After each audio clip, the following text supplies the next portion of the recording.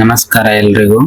ಹಿಂದುಳಿದ ವರ್ಗ ಇಲಾಖೆಯಿಂದ 6ರಿಂದ 10ನೇ ತರಗತಿಯ ವಿದ್ಯಾರ್ಥಿಗಳಿಗೆ ಹಾಸ್ಟೆಲ್ ಪ್ರವೇಶಕ್ಕಾಗಿ ಅರ್ಜಿಯನ್ನು ಕರೆದಿದ್ದಾರೆ. ಈ ವರ್ಷ ವೆಬ್ಸೈಟ್ಗಳನ್ನು ಸಪರೇಟ್ ಆಗಿ ಹೊಸದಾಗಿ ರೆಡಿ ಮಾಡಿದ್ದಾರೆ.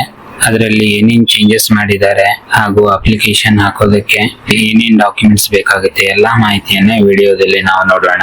ನಮ್ಮ ಚಾನೆಲ್ ಅನ್ನ ಸಬ್ಸ್ಕ್ರೈಬ್ ಮಾಡ್ಕೊಳ್ಳಿ ಹಾಗೂ ನಾವು ಇದೇ ತರ ಮುಂದೆ ವಿಡಿಯೋ ಹಾಕುವಂತದನ್ನ ನೋಡ್ಬೇಕಂದ್ರೆ ಸಬ್ಸ್ಕ್ರೈಬ್ ಬಟನ್ ಬದಿಗೆ ಇರುವಂತ ಬೆಲ್ ಬಟನ್ ಅನ್ನ ಕ್ಲಿಕ್ ಮಾಡಿ. ಓಕೆ, ವಿಡಿಯೋದಲ್ಲಿ ಮುಂದುವರಿಯೋಣ. ನೋಡಿ ಸ್ನೇಹಿತರೆ, ಇದೇ ವೆಬ್ಸೈಟ್ ಅನ್ನ ಹೊಸದಾಗಿ ರೆಡಿ ಮಾಡಿದ್ದಾರೆ. ಇದರಲ್ಲಿ ಏನೇನ್ ಡೀಟೇಲ್ಸ್ ಕೊಟ್ಟಿದ್ದಾರೆ ನೋಡಿ. ಅಪ್ಲಿಕೇಶನ್ ಹಾಕೋ ಮೊದಲು ಇಲ್ಲಿ ಏನೇನ್ ಡೀಟೇಲ್ಸ್ ಕೊಟ್ಟಿದ್ದಾರೆ ಇದೆಲ್ಲ ನೋಡ್ಕೊಳ್ಬೇಕು. ನೋಡಿ ವಿದ್ಯಾರ್ಥಿಗಳೇ, ಇಲ್ಲಿ ಮೊದಲನೇದಾಗಿ ಇಲ್ಲಿ ಕೇವಲ ಹಿಂದುಳಿದ ವರ್ಗಕ್ಕೆ ಸಂಬಂಧಪಟ್ಟಂತಹ ವಿದ್ಯಾರ್ಥಿಗಳು ಮಾತ್ರ ಅರ್ಜಿ ಸಲ್ಲಿಸಬಹುದು. ಇದರಲ್ಲಿ ಏನೇನ್ ಕೊಟ್ಟಿದ್ದಾರೆ ಅಂತ ನೋಡೋದಾದ್ರೆ, ಈಗ ಓಪನ್ ಆಗಿರುವಂತಹ ಅಪ್ಲಿಕೇಶನ್ 6ರಿಂದ 10ನೇ ತರಗತಿಯ ಒಳಗಿರುವಂತಹ ವಿದ್ಯಾರ್ಥಿಗಳಿಗೆ ಮಾತ್ರ ಅಪ್ಲಿಕೇಶನ್ ಓಪನ್ ಆಗಿದೆ. ಪೋಸ್ಟ್ ಮೆಟ್ರಿಕ್ ಹಾಸ್ಟೆಲ್ ಅಪ್ಲಿಕೇಶನ್ ಇನ್ನೂ ಸ್ಟಾರ್ಟ್ ಆಗಿಲ್ಲ. ಹಾಗೆ ಮುಂದೆ ನೋಡೋದಾದ್ರೆ ಇದರ ಅಪ್ಲಿಕೇಶನ್ ಲಾಸ್ಟ್ ಡೇಟ್ ಬಂದ್ಬಿಟ್ಟು 8/6/2026. ಅಷ್ಟರ ಒಳಗಡೆ ಎಲ್ಲ ಅಪ್ಲಿಕೇಶನ್ ಅನ್ನ ಹಾಕೋಬೇಕು. ಅಪ್ಲಿಕೇಶನ್ ಹಾಕೋದಕ್ಕೆ ಪ್ರೊಸೆಸ್ ಯಾವ ತರ ಅಂದ್ರೆ, ಫಸ್ಟ್ ಗೆ ಇಲ್ಲಿ ನೋಡಿ 5 ಈಸಿ ಸ್ಟೆಪ್ಸ್ ಅಂತ ಕೊಟ್ಟಿದ್ದಾರೆ.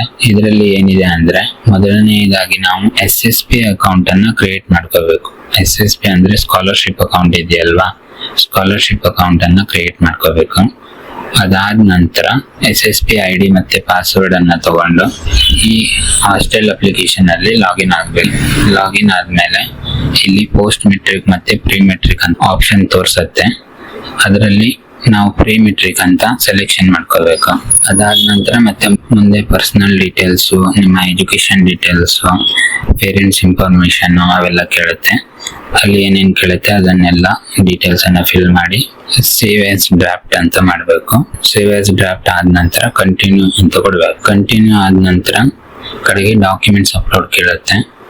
ಡಾಕ್ಯುಮೆಂಟ್ಸ್ ಅಪ್ಲೋಡ್ ಅಲ್ಲಿ ಏನೇನು ಕೇಳುತ್ತೆ ಅದಷ್ಟು ಡಾಕ್ಯುಮೆಂಟ್ಸ್ ಅನ್ನ ಅಪ್ಲೋಡ್ ಮಾಡಬೇಕು. ಅಪ್ಲೋಡ್ ಆದ್ಮೇಲೆ ನೆಕ್ಸ್ಟ್ ನೀವು ಈಗ ಯಾವ ಸ್ಕೂಲಿಗೆ ಅಡ್ಮಿಷನ್ ಮಾಡ್ತೀರೋ ಆ ಡೀಟೇಲ್ಸ್ ಅನ್ನ ಕೇಳುತ್ತೆ. ಅದಷ್ಟನ್ನು ಫಿಲ್ ಮಾಡಬೇಕು. ಫಿಲ್ ಆದ ನಂತರ ಲಾಸ್ಟ್ ಸಬ್ಮಿಟ್ ಮಾಡೋದು. ಸಬ್ಮಿಟ್ ಆದ್ಮೇಲೆ ಒಂದು ಅಪ್ಲಿಕೇಶನ್ ID ಜನರೇಟ್ ಆಗುತ್ತೆ. ಆ ಅಪ್ಲಿಕೇಶನ್ ID ನ ಯಾವಾಗ್ಲೂ ಇಟ್ಕೋಬೇಕು. ನೆಕ್ಸ್ಟ್ ನಿಮ್ಮ ಅಪ್ಲಿಕೇಶನ್ ಏನಾಗಿದೆ ಅಂತ ನೋಡ್ಬೇಕು ಅಂದ್ರೆ ಇದೇ ಅಪ್ಲಿಕೇಶನ್ ID ನ ಇಟ್ಕೊಂಡು ಸ್ಟೇಟಸ್ ಅನ್ನ ಟ್ರ್ಯಾಕ್ ಮಾಡ್ತಾ ಇರಬಹುದು.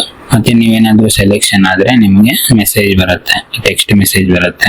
ಅದ್ರ ಮೂಲಕ ಕಡೆಗೆ ನಿಮ್ಮ ಸೆಲೆಕ್ಷನ್ ಮಾಡಿರುವಂತಹ ಹಾಸ್ಟೆಲ್ಗೆ ಹೋಗಬಹುದು. ಕಡೆಗೆ ಮುಂದೆ ನೋಡೋದಾದ್ರೆ ನಮ್ಗೆ ಅಪ್ಲಿಕೇಶನ್ ಹಾಕೋದಕ್ಕೆ ಏನೇನ್ ಡಾಕ್ಯುಮೆಂಟ್ಸ್ ಬೇಕು ಅಂತ ಕೊಟ್ಟಿದ್ದಾರೆ. ಇಲ್ಲಿ ಏನೇನ್ ಡಾಕ್ಯುಮೆಂಟ್ಸ್ ಬೇಕಾಗುತ್ತೆ ಅಂದ್ರೆ, ಮೊದಲನೆಯದಾಗಿ SSP ID ಮತ್ತೆ SATS ID. SSP ID ಜೊತೆಗೆ SATS ID ಬೇಕಾಗುತ್ತೆ. SATS ID ನಂತರ ಮೊಬೈಲ್ ನಂಬರ್ ಬೇಕಾಗುತ್ತೆ. ಕಡೆಗೆ ಮೊಬೈಲ್ ನಂಬರ್ ಆದ್ಮೇಲೆ ಗಾರ್ಡಿಯನ್ ಮೊಬೈಲ್ ನಂಬರ್ ಅಂದ್ರೆ ತಂದೆ ತಾಯಿಗಳ ಮೊಬೈಲ್ ನಂಬರ್ ಕೂಡ ಇನ್ನೊಂದಿದ್ರೆ ಬೇಕಾಗುತ್ತೆ. ನಂತರ ಕಾಸ್ಟ್ ಸರ್ಟಿಫಿಕೇಟ್ ಮತ್ತೆ ಜಾತಿ ಮತ್ತು ಆದಾಯ ಇವುಗಳ PDF ಬೇಕಾಗುತ್ತೆ. ಇದನ್ನ ಅಪ್ಲೋಡ್ ಮಾಡಿಕ್ಕೆ ಕೇಳಿದಾರೆ. ಇದಾದ್ಮೇಲೆ ನಿಮ್ಮ ರಿಜಿಸ್ಟ್ರೇಷನ್ ನಂಬರ್ ಅಂತ ಏನಾದ್ರು ಇದ್ರೆ ಅದು ಬೇಕಾಗುತ್ತೆ. ಇದು ಪೋಸ್ಟ್ ಮ್ಯಾಟ್ರಿಕ್ ಅವರಿಗೆ ಮಾತ್ರ.